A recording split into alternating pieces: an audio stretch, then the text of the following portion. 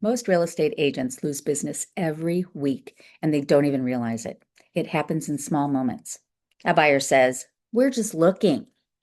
A seller says, "We just wanted to know the value of our home." And the agent replies, "Okay, great. Let me know if anything changes." Conversation over.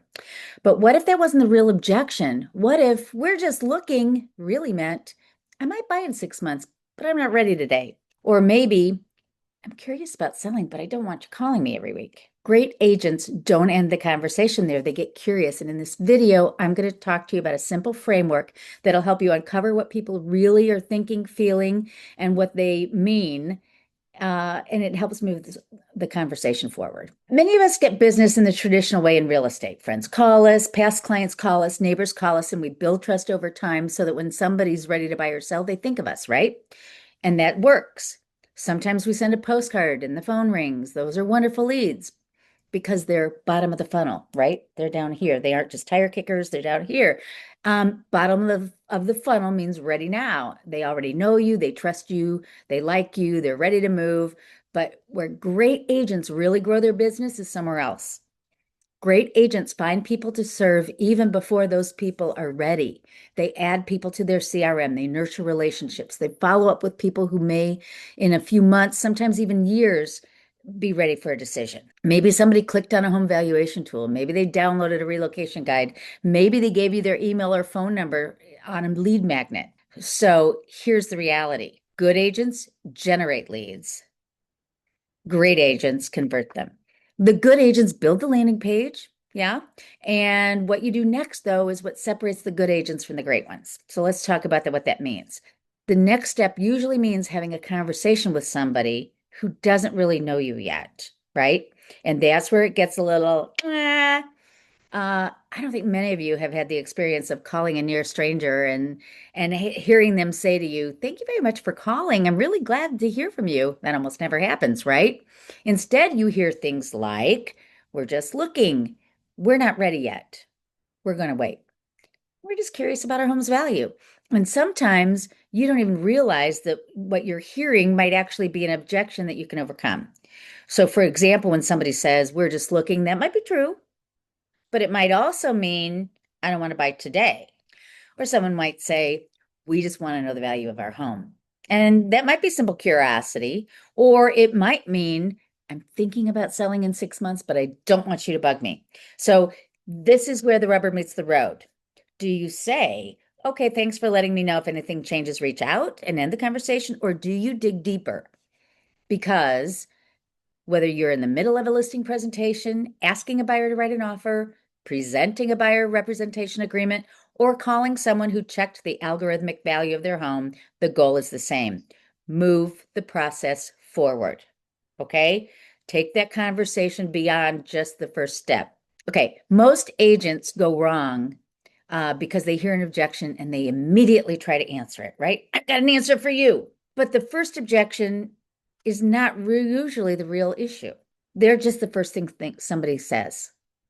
Instead of answering right away, great agents do something different. They slow the conversation down and they get curious. And this is what I call the curiosity framework. Here's an easy way to remember it.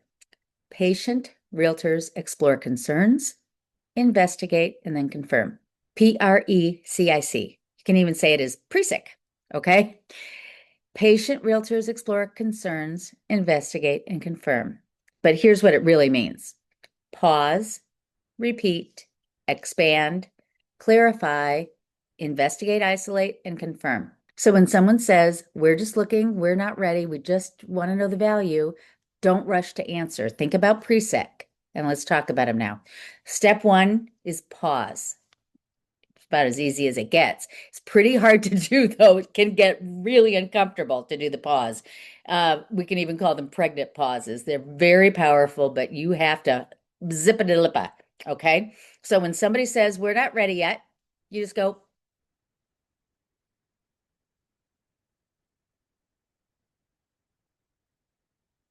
and you know what's going to happen? They're just going to start talking. They're going to expand. Yeah, they'll say, "Oh, yeah, we're still trying to figure out which neighborhood makes the most sense." Or they'll say something else, right? It might be location uncertainty. It might be something else. But when you just pause, that gives them the breathing room to amplify what it is that they were going to say. All right, the R, repeat. This is simple too. You just repeat what you heard. So you're thinking about waiting a bit before making a move?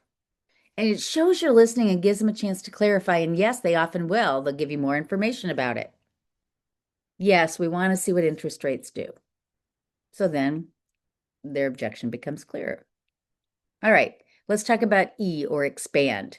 It's one of the most powerful questions you can use in communications and sales. Can you tell me more about that? Expand on it. Tell me more. Instead of defending your commission when they say that commission seems high, you can say, I understand. Can you tell me more about that? Now they explain whether they're comparing it to other ones they've heard or just why they think that, right? So now you can get into a real conversation instead of just reacting immediately to why they think the commission is too high. All right. C, clarify. All right. Sometimes their objections are vague. Someone might say, I'm not sure about that neighborhood. Instead of guessing or responding to what you think they mean, then clarify. Get clear on what they're really objecting to. And an example of that might be, what specifically concerns you about the area? Might be commute, might be parking, might be schools or lifestyle. You don't know unless you ask. And by clarifying and learning more about that. Now, it's not just expanding, it's trying to pinpoint and focus in on exactly what the issue is. Okay. So those two are a little bit different, but they continue, both of them, of course, continue to move the conversation forward. All right, here's where we get really intense and savvy about our objection handling skills. I, investigate or isolate. This is where you determine if it's really the issue. Okay, so let's say that somebody says the price feels high. You might say, okay, other than price, does the home fit what you're looking for? If they hesitate or say something else, then you've learned that there's something else they're objecting to. Okay, is this just one objection or are there several? The price feels high. Other than price, do you have any other concerns, or what are your other concerns? And let them just boop, boop. Here are all my concerns about buying this property. Here are all my concerns about moving forward. Lay them out on the table.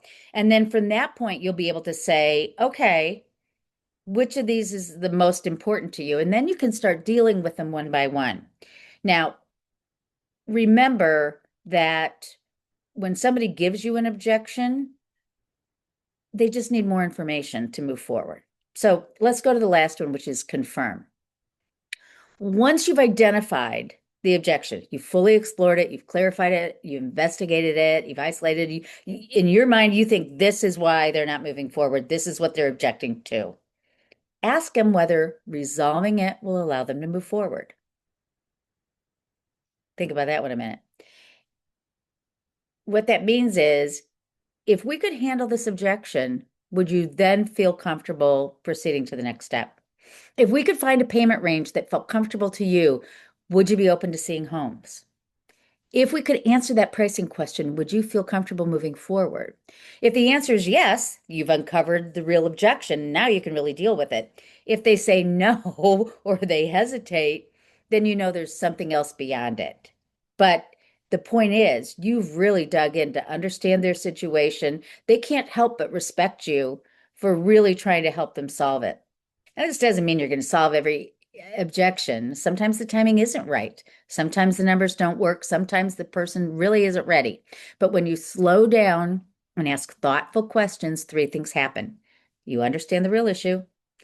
You find a way to move forward by giving more information and solving the problem. And even when you don't get the business today, you've built trust. That trust may lead to future business once the issue is resolved, could lead to a great relationship, referrals. So the next time you hear, we're just looking, we're not ready, we just wanted to know the value of our home, don't rush to answer, get curious. Use the curiosity framework, PRECIC. And if you'd like the one-page version of this, let me know and I'll get it off to you. Thanks for watching.